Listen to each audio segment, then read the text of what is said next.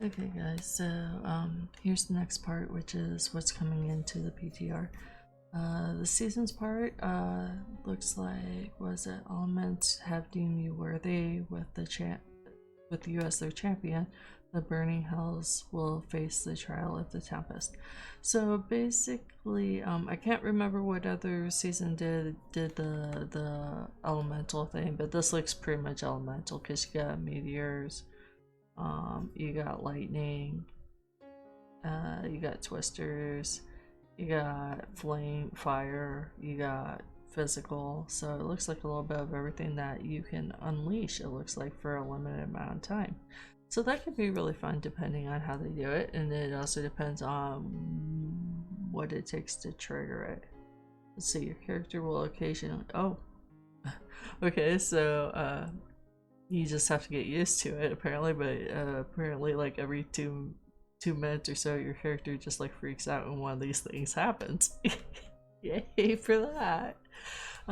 So like I enjoy these quirky like little season things. I know some people don't, some people want the more serious stuff. I think it's fun to have fun every once in a while, you know, as long as it's not like on like every single time around. It's all just like because every once in a while you gotta throw in some thinker stuff, like the cube thing, like we had this season where you could do anything you wanted with the cube basically. So it was like, use your imagination and think this one out a little bit. Don't go the usual route. Because like apparently after like the season's gone, we'll be back to going to the usual route. So and then the next part here, it looks like Demon Hunters get a new outfit, yay! I am so into Demon Hunters, like Demon Hunters are my thing, so I know I'm taking some bumps and bruises with the multi-shot. Obviously, like I said at the beginning, this is first time I've ever played multi-shot Demon Hunter. Actually, every season I've played Impale since I saw my first Diablo 3 streamer. And it happened to be that he played Demon Hunter, and it happened to be Impale, and from there it was just Impale like all the way. And then this season I decided, you know, I wanted to try something different to show you guys something different. And also kind of test myself. Every once in a while I have to like try and push my limits here. But the new Demon Hunter set, Gears of Dreadlands, 2-piece bonus, gain a momentum stack with attacking with primary skills. With momentum stacks last 2 seconds at maximum duration of 10 seconds. Your primary skills deal 10 more damage per stack of momentum. Okay. So you get a little bit of a damage boost. Casting Strife against enemies will automatically shoot your last used primary skill. And also give you 60% damage reduction while standing for 5 seconds after. While casting Strife, you move faster per stack of momentum. That one is like confusing to me because there you have a moving skill, and it's cool that they're making it go a little bit faster, like you move a little bit faster, because that I use that to level up with, because I can chain kill better once I get to that point, but it moves pretty slow. I don't know the standing still. Like, it looks like there's gonna be some timing involved because you're gonna have to know what your last. Okay, so you pick 1 or 2 skills, primary skills. So you're gonna have to figure out which one you're shooting last to figure out which one your strife is gonna throw out. And then it also depends on how much of that is being thrown out while you're spinning around. When you stop, because I'm going to assume that eventually your pool is going to hit bottom and you're going to not be able to spin, that you get damage reduction, which is nice. It's kind of scary to think that you can't keep moving.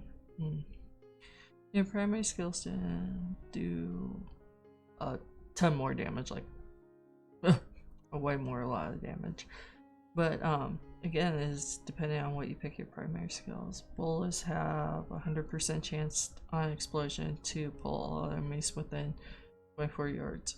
So see, like right there, it's kind of funny because when I go to level up, I use bolas and strife together. So it's kind of weird, but the set almost looks like it was meant for what I kind of wanted. So, or what I do. I shouldn't say what I want, because the Shadow Demon Hunter is what I want, because I love that Demon Hunter. But this seems to be like the next thing, and I always kind of wondered why there wasn't really a set for this particular first strife, because it was kind of just a weird go-to for me. So it's kind of nice to see it out there. As I said in somebody else's YouTube that was going over this with the Demon Hunter too, I really want to know how much power is going to be able to be thrown out from this, because if there's not enough power and you can't get through some of the let's say low end greater rifts, like if you can't get like low end hundreds in, it's gonna be a bummer. It's gonna be a bad bummer. So, and I wish I knew percentages and stuff really well to go, hey, that's gonna be amazing, but I don't know percentages. Like I'm not a number cruncher. I mean, it looks good right now, but heck, you never know until you start playing it. Let's see, Holy Point Shot, Impale throws out 2 additional lives. Ooh. I wonder if I'm gonna have to make 2 Demon Hunters this season. Well, it's gonna depend on, like I said, how the Dreadlands set comes out, because I will be watching to see if it does well. Because I remember I got excited about the Wizard and the Hydra, and I was like, oh, I want to do that. And then it was like womp womp womp, and it didn't turn out that good. Okay, new Necromancer set, Masquerade of Burning Carnival. That sounds mysterious and spooky and interesting. I can't say if this stuff is like good or not. I'm just gonna go through and point out what I know. I mean, I played a Necro this season on hardcore mode, but that doesn't mean I know much about them. Like, I just kind of, much like everything else, I just picked a build that I liked, or that I saw that looked neat, and then I went with it and said, okay, we're gonna make this work. So your sim curriculums no longer whatever sim thingies no longer take damage, gain all runes, and its cooldown is refreshed when you die. Okay, that could be useful. Like, I kind of like the fact that it doesn't take any damage, especially if you're going to use it. So, and since this seems to kind of be the set seems to kind of revolve around it a little bit, that's a good thing not to have it die. It's just reduced by 50% damage you take a split with. Okay, so you take okay.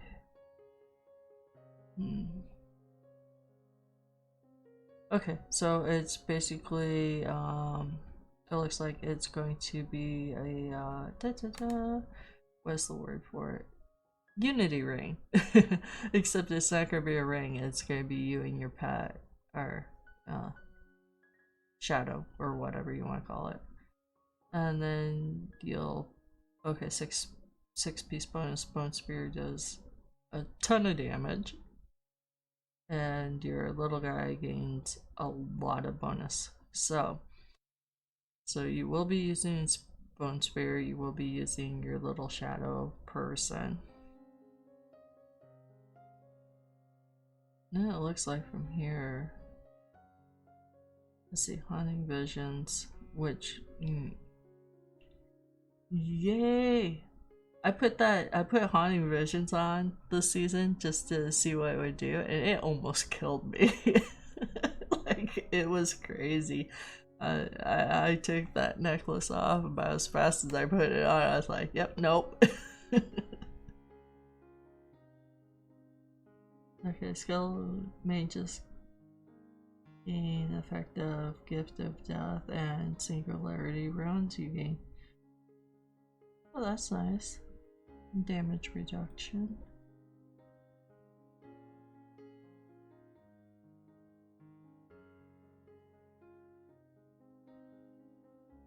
So it looks like they went through and did some tuning on some other builds, which is really good.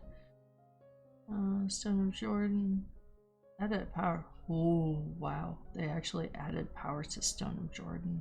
That's amazing. Reaper's Wraps, I kind of understand why they did that.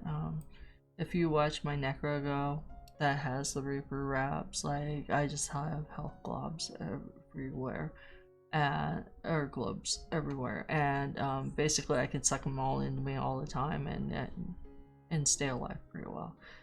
Most of the deaths I've taken on my hardcore character was either my fault because I did something silly or thought I could get away with something, or I tried to push too hard. If I would have just followed the rules and just did what I was supposed to do, it wouldn't be that bad. So, and but with the cooldown on that, that's gonna affect some builds, but I don't know if it's gonna totally shut down some. So I don't know. I know somebody was talking about rat runs being not doable. I don't know though, because I don't do rat runs. So mental of channeling now works with blood, with siphon blood. That's spiffy. Thank you, Blizzard.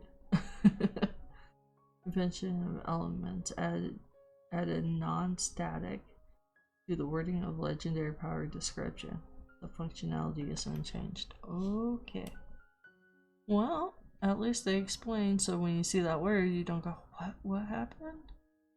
And then down here in bug fixes, I didn't even know this, and this will pertain to me this season, but they fixed an issue where skeletal mages were not attacking certain creatures, which now knowing that kind of makes me sad, because it's like, could that have been my problem?